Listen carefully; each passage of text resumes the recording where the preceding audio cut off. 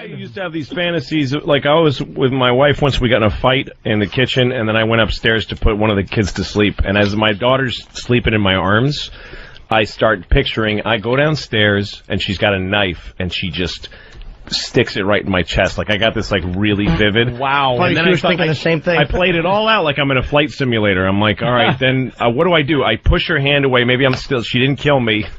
And I throw her in the closet, lock the door. Wow. And then what do? I'm bleeding to death. I got to get the kids out of the house. But then as soon as I'm in my head in an ambulance being led away, I'm like happy.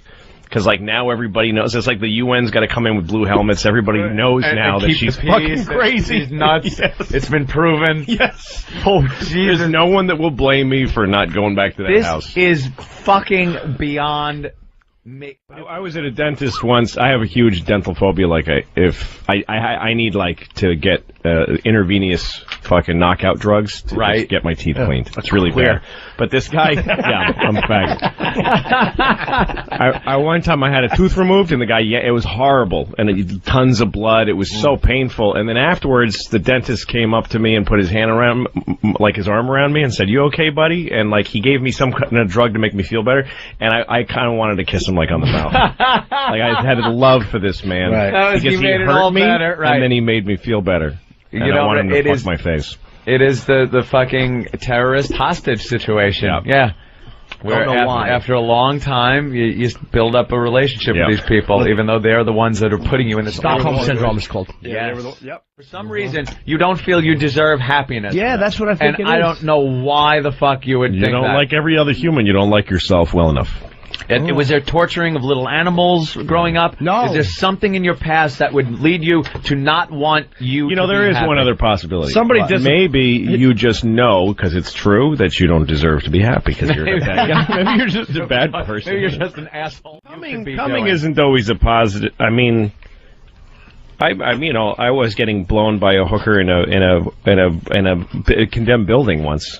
With like a broken window, and I thought I was going to get mugged because she had some weird friend in the next room. It was a really bad situation, and I came, No. That girl later became my wife. That's right.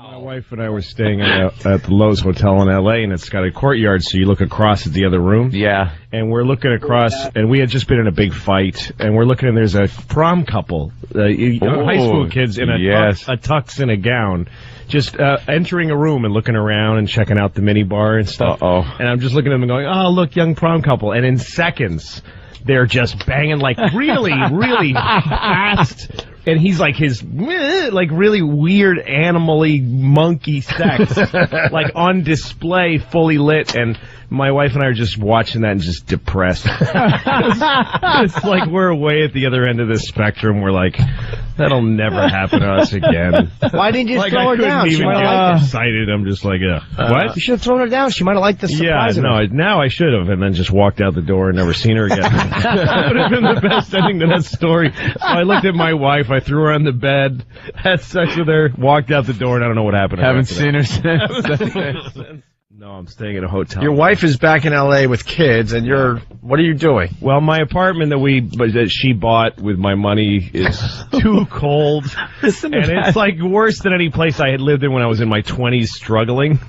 And so every time I get annoyed at my apartment, I just go check in it. I mean, it's Manhattan. I stayed at the Waldorf Astoria one night. Great hotels. Very expensive, though. Yeah. How much is it, the Waldorf for a night? Oh, my God. $379. That was. And that's got to be like a cut rate room. Oh, yeah. That's the lobby. You sleep under the sofa in the lobby. Is there any guilt associated with this? No, knowing the wife's back in L.A. with the kids? No, because she's making me stay in this stupid place. It's just stupid. And I'm sure you don't talk it over with her. You're just like, no, you know what? I'm says, out of here. Where are you right now? I'm like at the wall. Sometimes I don't tell her. Sometimes she calls me at a nice hotel. Yeah. We talk. She has no idea where I am. There's no reason to tell her where I am. It's like, oh, no, I'm at the apartment.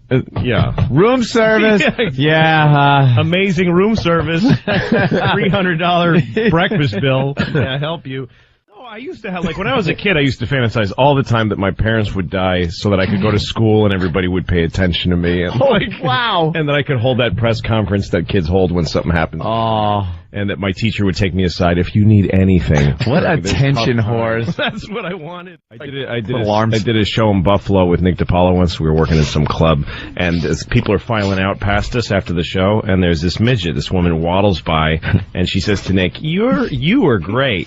And then she looks at me and she goes, you were pretty good, not that funny. Oh. And I realized, see, she's a midget and she got loads and loads, overload of therapy in her life. And they told her, you should just go out there and you're like anybody. Say whatever you want. Be confident. Have all the confidence of everybody. I wanted to tell her, everybody who loves you is wrong. You should be ashamed of your ugly little body. They're faking it. You should be too inhibited to talk to people, you small idiot. You should have. It's a man's sexual life cycle. Yeah. The first thing that ever made me go, wow, and things escape from my body. Yeah.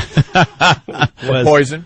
Yes, the first time I excreted poison, I was the image in my head was this girl in my 9th grade class lifting up her gym T-shirt awkwardly. That was it. Bang. Wow, that's all it took. And then, I grew up, and then sex, and then there's, porn, and every possible opening thought of, every possible body part poisoned, every horrible thing and place and person.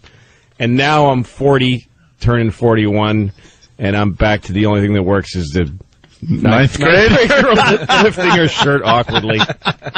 It's come full circle. Back to that. No, I'll tell you, the best movie I've seen recently was a French movie called The Pianist, or The Piano Teacher. Piano Teacher. Piano Teacher.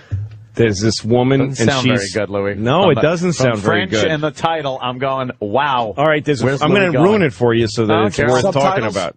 Yeah. French movie. Read? Yes, The Pianist. Oh, fuck that reading shit. French woman, and she's a piano teacher at like a high-end academy in Paris. And you think you're just watching a movie about a woman who's a really tough teacher, and she's very cruel to students that aren't good enough, that kind of thing. And she's very weirdly mannered, and she has her tea, one of these just like really strict, unsmiling French woman. And then you're watching this movie, it's like 20 minutes. You're like, well, this is an interesting world I'm getting to learn about. I don't know. It's fine. And then she goes into the mall, and she walks around. You're just watching her walk around the mall. And then she goes into this video store, and you realize it's an adult video store. Oh. And you're like, what's she doing in here? She's proper. Why? She goes into a booth, like a private booth, puts coins in, and starts watching like a ass fuck, black dick, white ass, and you come around behind her and you see this in the movie. You see the full on sex, and then there's a little bin, tissue bin. She reaches in and gets a cummy tissue and smells it while she watches the porn. And you're like, what kind of a movie is this? What kind of a movie is this? The thing is that it's so beautifully shot. You're like, this is just a nice artsy This film. is an artsy movie about artists. Glow on the cum tissue. Yeah, with a lot of piano, and then all of a sudden she's smelling a tissue while she's watching a guy fuck a girl in the ass. And she's got the same bitchy look on her face as when she's, like, with the metronome. That is amazing. And then some young pianist guy who she hates because she thinks he's a hack, like he plays very flowery and everybody thinks he's great. Yeah. But she's hot for him. And so she sees him being nice to a young girl pianist. So then you just see that. You see her observing him being nice to this young girl pianist who's about to do a recital, a student of hers. And then you see her in the cloakroom. You don't know why you're watching this. The whole movie's like this. Like, why am I watching her walk around a cloakroom? She finds a coat that she was looking for, and then she gets a glass out of the bar and she crushes it like at a wedding, a Jewish wedding. Puts it in a napkin and crushes it, and puts crushed glass in the girl's coat pockets. Then the girl puts her hand, and just her fingers are destroyed, and she can't do the piano recital. What? This woman is this psychotic, horny, crazy bitch. People saying the movie was brilliant, but very slow. I guess that would be the walking around part. Yeah, if you're a fucking American retard that watches Mel Gibson movies, it's slow. if you fucking take a breath. Fuck, did you just stop watching Hulk Hogan's fucking show? You might enjoy life. Something different, right? No, because I knew that right when Louis said, like, so I'm like, this is nice. I'm getting to know this world. Yeah. It's like, you can't just learn that in a 2-second clip. It takes a while. But I go to the artsy theater, so I totally get that. You're like, all right, I'm learning about something I would have never learned about. Right. And then just smelling a cum rag. Yeah, well, then it gets to something you know all about. You know? It's sick. It's a sick, twisted movie. Now I want to see the movie. It's one of the best movies I've ever seen, honestly. Wow. And I see a lot of movies. Yeah. Here, Brian Neil Rosema, pulled from a house and hauled off to jail. He's charged with more than 100 counts of child pornography in a shocking and disgusting crime. 1 week ago, Rosema entered this Walmart in West Melbourne, and police say used a self-help photo kiosk to print 140 photos depicting child pornography and molestation of a child under the age of 12. After the final photo was done, police say Rosema left, unaware that the printer had simply run out of paper. When an employee restocked the paper, more lewd photos fell out, and that's when Walmart called police. He goes to Walmart to print out freaking kiddie porn. They got great prices. They got great prices. Walmart is awesome. Even if you're printing children with your dick in their ass. Don't these people realize very good prices? Don't they realize that's a crime? Well, like, how could it be a crime when it feels so good? You might as well just print up some prototype money and go there and go, could you just keep printing these and I'll be back? And so there's a big pile of counterfeit hundreds. Yeah, no, it's a crime. Child molesters are so flagrant, like they're so bad. Yeah, they're horrible. It really, the only truth could be that that fucking kids is awesome. Because people risk their freedom, they risk livelihood, their everything. Their family, friends, freedom. All the guys that go on whatever that show is, the Predator show. Predator. All the guys that show up and they kind of know, and they even say to the guy, I kind of knew this was probably you. I knew you were going to But it was worth the risk because fucking children is just kicks ass. Yeah. His logic is brilliant. Yeah, your logic is brilliant, man. It must be just... Hey, is it true that... It must be. I would be scared to have sex with a real black woman. You're like a white black woman. You got everything you need to be fucking a black woman. Yeah, she's like the starter kit. Yeah, you're a starter kit for white guys if they would want to go jungle fever. They can have sex with you and look and say, hey, I'm fucking a black girl. That but wasn't it's like, much different than what I'm used to. It's like level 1. Yeah. Yeah, and then you're ready for, like, the serious black fucking, I'm gonna suck your dick. You're not gonna start with that. You best fuck my ass. You best fuck this ass. I don't even feel that dick, you little faggot. Oh, great.